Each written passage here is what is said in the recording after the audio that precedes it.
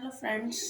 आज की वीडियो में हम बात करने वाले हैं कॉजेज़ ऑफ ओवर कैपिटलाइजेशन की कि क्या कारण होते हैं जिनके कारण जो कैपिटल है वो ओवर कैपिटलाइज हो जाती है। फर्स्ट हमें दिख रहा है ओवर इशू ऑफ कैपिटल की जब एक कंपनी अपनी जितनी उसकी नीड थी उससे ज़्यादा कैपिटल को इशू कर देती है, ठीक है, और इशू कर देती है और वो बेकार पड़ी रहती है। बेकार पड़ी पूंजी पर हमें जो बेकार हमने कैपिटल इशू कर दी उससे हमारी प्रॉफिटेबिलिटी कम हो जाती। क्यों? उस पर हमने कोई पूंजी ली है बाहर से तो हमें उस पर क्या देना होगा? इंटरेस्ट देना पड़ेगा। इंटरेस्ट देना होगा तो हमारी प्रॉफिटेबिलिटी कम हो जाएगी, है ना, जिससे हमारे प्रॉफिट्स कम हो जाएंगे और इससे हमारी क्या होगी? ओवर कैपिटलाइजेशन की सिचुएशन अराइज होगी, है ना। क्योंकि जो हमने जो कैपिटल ली है उस पर हमें अगर शेयर होल्डर से ली है तो हमें डिविडेंड देना होगा। इंटरेस्ट अगर हमें लोन के रूप में ली है तो हमें इंटरेस्ट देना होगा, है ना। और वो बेकार पड़ी पूंजी पर हमें इंटरेस्ट या डिविडेंड देना होगा और जिससे इसके कई बार तो क्या होता है कि जो शेयर्स होते हैं उनकी मार्केट वैल्यू में भी गिरावट आ जाती है ना। सेकंड पॉइंट हमें दिख रहा है promotion of the company with inflated assets कि जब हमने कंपनी कंपनी का प्रमोशन किया, कब किया? जब इन्फ्लेटेड एसेट्स थी, जाने यानी कि जब जो एसेट्स थी उनके प्राइजेस हाई थे, ठीक है। हम कंपनी का विस्तार करना चाह रहे हैं, बढ़ाना चाह रहे हैं और हमने ऐसे टाइम पर एसेट्स को ख़रीदा जब एसेट्स के रेट्स काफ़ी ज़्यादा हाई थे, है ना। तो इस सिचुएशन में क्या हो जाती है? कंपनी ओवर कैपिटलाइज हो जाती है, ठीक है। और उससे ये जो हमने एसेट खरीदी, इन्फ्लेटेड एसेट्स खरीदी, तो इनका हमारी प्रॉफिटेबिलिटी से कोई रिलेशन नहीं होता है। और ऐसी सिचुएशन बेसिकली स्पेशली उन सिचुएशन में होती है जब कोई हमारी पार्टनरशिप फर्म या फिर जो हमारी प्राइवेट कंपनी है वो पब्लिक कंपनी में चेंज होने जा रही है, परिवर्तित होने जा रही है। और इस प्रोसेस में वो क्या करती है? अपनी जो एसेट्स हैं उनको, जब वो सार्वजनिक कंपनी बनने जा रही है, उनको अपनी जो रियल वैल्यू से और अधिक ऊंचे दामों पर उनकी वैल्यू दिखाती है, ठीक है। तो इस सिचुएशन में हमारी ओवर कैपिटलाइजेशन की सिचुएशन आ जाती है। थर्ड पॉइंट हमें दे रहा है प्रमोशन और एक्सपेंशन कर देते हैं कंपनी का ड्यूरिंग द बूम पीरियड यानी कि जब जब बहुत ज़्यादा महंगाई होती है उस टाइम पे हम क्या कर रहे हैं? अपनी पूरी कंपनी का एक्सपेंशन कर रहे हैं। यहाँ पे तो हम कोई एक दो ही एसेट्स ले रहे थे जब किसी एसेट्स के रेट बढ़े थे। हम यहाँ पे क्या कर रहे हैं? पूरी की पूरी कंपनी का प्रमोशन कर रहे हैं, एक्सपेंशन कर रहे हैं, बढ़ा रहे हैं कंपनी को। कौन से टाइम पर? बूम पीरियड के टाइम पर, यानी कि जब बहुत ज़्यादा महंगाई हो गई है उस टाइम पर। इससे क्या होता है? हमारी ओवर कैपिटलाइजेशन की सिचुएशन आ जाती है। और ये जो हम एसेट्स खरीदते हैं उसमें हमें काफ़ी ज़्यादा प्राइजेस पे करने होते हैं। और इसको हम क्या कहते हैं? तेज़ी, जब जब ये बूम पीरियड रिसेशन में बदल जाता है, मतलब जब ये ख़त्म हो जाता है बूम पीरियड, तो उसका जो उसके रेट्स होते हैं, जो हमने इन्फ्लेटेड एसेट खरीदी थी उनके जो रेट्स होते हैं वो डाउन चले जाते हैं और हमें इनको अपनी बुक्स में क्या करना होता है? उनकी रियल वैल्यू पर, यानी कि जो उसके एग्जैक्ट रेट्स हैं मार्केट वैल्यू पर ही दिखाना होता है, ठीक है। जिससे क्या होता है? वो कंपनी ओवर कैपिटलाइज हो जाती है, उसकी उपार्जन क्षमता तो कम हो जाती है रिसेशन के कारण, है ना। हम जैसे कि मान लीजिए मैंने ड्यूरिंग बूम पीरियड मैंने 10,000 की मशीनरी खरीदी, लेकिन रिसेशन आ गया। रिसेशन के कारण उस जो एसेट्स थी, जो एसेट्स हमने खरीदी थी उनकी वैल्यू 5,000 हो गई। तो अब मुझे अपनी बुक्स में 5,000 रुपये ही दिखानी होगी। तो मेरा 5,000 का जो हो गया वो ओवर कैपिटलाइज हो गई कंपनी, ठीक है। फोर्थ हमारा कह रहा है high promotional expenses. High promotion expenses यानी कि जब हमने कंपनी का प्रमोशन किया उस टाइम हमने बहुत ज़्यादा एक्सपेंसेस कर लिए, है ना। तो क्या हो जाता है? हमारी कंपनी ओवर कैपिटलाइज हो जाती है। ओवर कैपिटलाइज कैसे होगी? मान लीजिए अब कैसे एक्सपेंसेस हो सकते हैं? हमने जो इशू कोई भी शेयर्स इशू किए, इशू से रिलेटेड ज़्यादा खर्चे कर दिए, है ना। अंडर राइटिंग से ज़्यादा रिलेटेड खर्चे कर दिए और जो प्रमोटर्स थे उन्होंने अपनी जो सेवा दी थी उनके बदले में हमने उन्हें ज़्यादा पारिश्रमिक दे दिया। ठीक है, तो इस टाइप के जो खर्चे थे वो हमने ज़्यादा कर लिए, हमने ज़्यादा प्रमोशन के एक्सपेंसेस कर दिए, जिसके कारण हमारी कंपनी क्या हो गई, ओवर कैपिटलाइज हो गई। ठीक है, फिफ्थ हमें जो पॉइंट दिखाई दे रहा है, over estimation of earning at the time of promotion. कि जब हमने क्या कर लिया, एस्टिमेट कर लिया अर्निंग्स को ओवर, यानी कि हमने ये सोच लिया, अब जो मान लीजिए कोई जो एक नई संस्था है, कोई जो नई ऑर्गेनाइजेशन है, उसमें कैपिटलाइजेशन का कैसे हम डिसाइड करें। ठीक है, भविष्य की जो फ्यूचर की अर्निंग्स हैं उसका अनुमान हम उसके आधार पर हम कैपिटलाइजेशन देखते हैं कि कितनी कैपिटल की ज़रूरत है। हमने सोचा कि हमें हमारी जो एक्सपेक्टेड इनकम है वो 50,000 होगी। ठीक है, 50,000 लगाया गया, हमने सोचा कि हमें फ्यूचर में 50,000 के प्रॉफिट होंगे,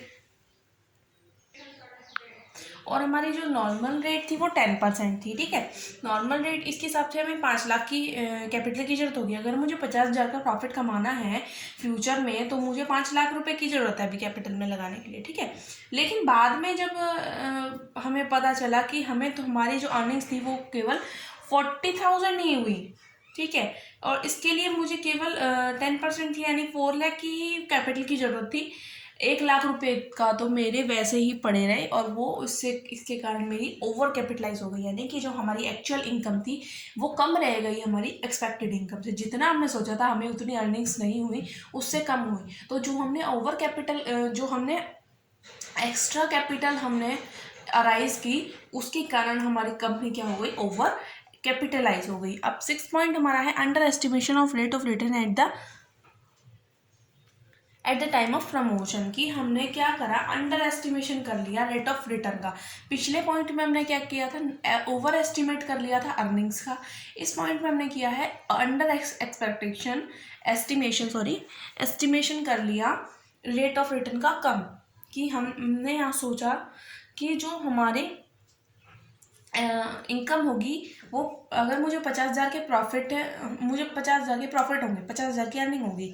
ठीक है, नॉर्मल रेट मैंने डिसाइड किया कि मेरी 10% है, इसके हिसाब से मुझे 5 लाख की कैपिटल की ज़रूरत है। लेकिन मुझे बाद में क्या पता चला कि मेरी नॉर्मल रेट ऑफ रिटर्न है 12.5%। हमने हमने डिसाइड की थी 10%, लेकिन वो एक्चुअल में निकली कितनी, 12.5%। तो इसके हिसाब से मेरे को कितनी कैपिटल की ज़रूरत थी, 4 लाख की। तो 4 लाख की ज़रूरत थी, तो इसके हिसाब से अगर मैं निकालूं तो मेरी कितनी कैपिटल ओवर पड़ी रही, 1 लाख रुपए ओवर पड़ी रही। मैंने निकाला 50,000 बट्टे पे इतनी रेट थी इंटू 100, पॉइंट हटाया तो 0 आ गया। अगर हम इसको सॉल्व करेंगे तो हमारी 1 लाख आ गई, यानी कि हमारी जो 1 लाख की पूंजी जो थी, कैपिटल थी, वो वेस्ट पड़ी रही। तो अंडर एस्टिमेट कर लेते हैं हम जब रेट ऑफ रिटर्न, तो उसके कारण भी हमें क्या हो जाते हैं, हमारी जो कैपिटल है वो ओवर कैपिटलाइज हो सकती है। फिर अगला हमारा पॉइंट आ रहा है शॉर्टेज ऑफ कैपिटल की। हमने क्या करा, कैपिटल का हमने मान लीजिए आप ये बताओ कि शॉर्टेज कब होगी, जब मेरे को पता था कि मेरे को इतनी रिक्वायरमेंट है, मैंने उससे कम मैंने एस्टिमेट किया। कभी कभी क्या होता है, पूंजी की शॉर्टेज के कारण भी हमारी कंपनी ओवर कैपिटलाइज हो जाती है।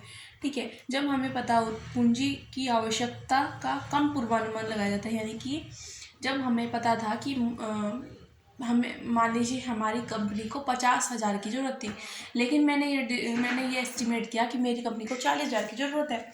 तो 40,000 की ज़रूरत है, अब उसकी लेकिन ज़रूरत तो 50,000 की थी।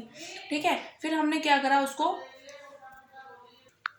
अब 10,000 की अचानक से मुझे ज़रूरत पड़ गई।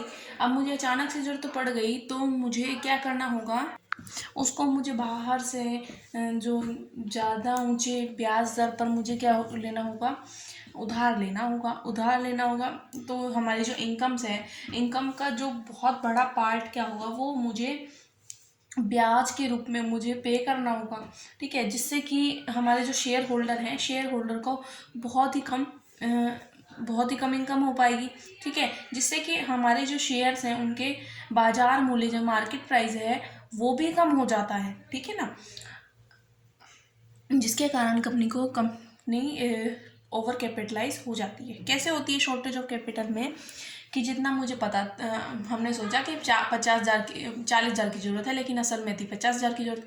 तो जो 10,000 की जो अचानक से नीड आई, उसके लिए हमें क्या करना होगा, बाहर से ऊंचे दामों पर हमें उधार लेना होगा। और जो हमारी इनकम है, इनकम का बहुत बड़ा पार्ट क्या होगा, इंटरेस्ट देने में ही चला जाएगा, जिससे शेयर होल्डर के लिए कुछ भी नहीं बचेगा, और फिर शेयर होल्डर के लिए बहुत कम बचेगा, और जिसके कारण कि हमारे जो अंशों के जो मार्केट प्राइस है वो कम हो जाएगा, जिससे कि कंपनी ओवर कैपिटलाइज हो जाएगी, ठीक है। उसके बाद हमारा 8th पॉइंट है इनएडिक्वेट डेप्रिसिएशन। अगर कोई कंपनी अपनी एसेट पर जो डेप्रिसिएशन लगाते हैं, डेप्रिसिएशन बेसिकली क्या होता है, जब भी कोई एसेट बार बार यूज़ होती रहती है तो उसकी कुछ ना कुछ वैल्यू में कमी आती रहती है, तो जो वैल्यू में कमी आई वो डेप्रिसिएशन होगा। अगर कोई कंपनी अपनी जो एसेट्स है उस पर डेप्रिसिएशन या फिर रिप्लेसमेंट के लिए कोई रिजर्व बनाकर नहीं रखती है, तो कुछ समय बाद जैसे वो एसेट चलती जाएगी, यूज़ होती जाएगी, उससे उसकी जो क्षमता है, प्रोडक्शन करने की क्षमता वो कम होती जाएगी, जिससे कि प्रॉफिटेबिलिटी कम होती जाएगी, और कंपनी की इनकम में गिरावट आ जाएगी, कमी आ जाएगी, जिसके कारण हमारी क्या होगी, डेप्रिसिएशन, वो कंपनी ओवर कैपिटलाइज हो जाएगी। 9th हमारा है liberal dividend policy. Liberal dividend policy यानी कि जो कि हमारे प्रॉफिट होते हैं, प्रॉफिट का बहुत बड़ा पार्ट हम क्या करते हैं, शेयर होल्डर्स को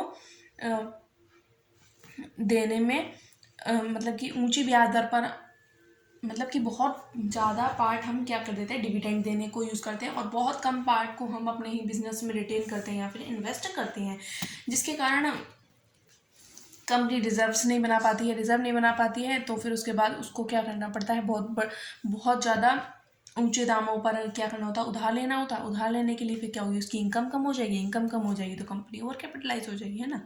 फिर उसके बाद हमारा 10th पॉइंट है हाई रेट ऑफ टैक्सेशन, यानी कि जो टैक्स रेट है वो बहुत ज़्यादा है, तो कंपनी के पास बहुत कम प्रॉफिट बचेगा, और प्रॉफिट कम बचेगा तो रिजर्व्स भी नहीं बन पाएंगे, तो कंपनी को बाहर से उधार लेना होगा, ऊंची रेट्स पर लेना होगा, जिसके कारण प्रॉफिट्स कम हो जाएंगे, है ना। फिर जब कंपनी के पास कोई अर्निंग्स ही नहीं होंगी, अर्निंग्स कम हो जाएंगी, अर्निंग्स ही नहीं होंगी, तो फिर क्या होगा, कंपनी ओवर कैपिटलाइज हो जाएगी।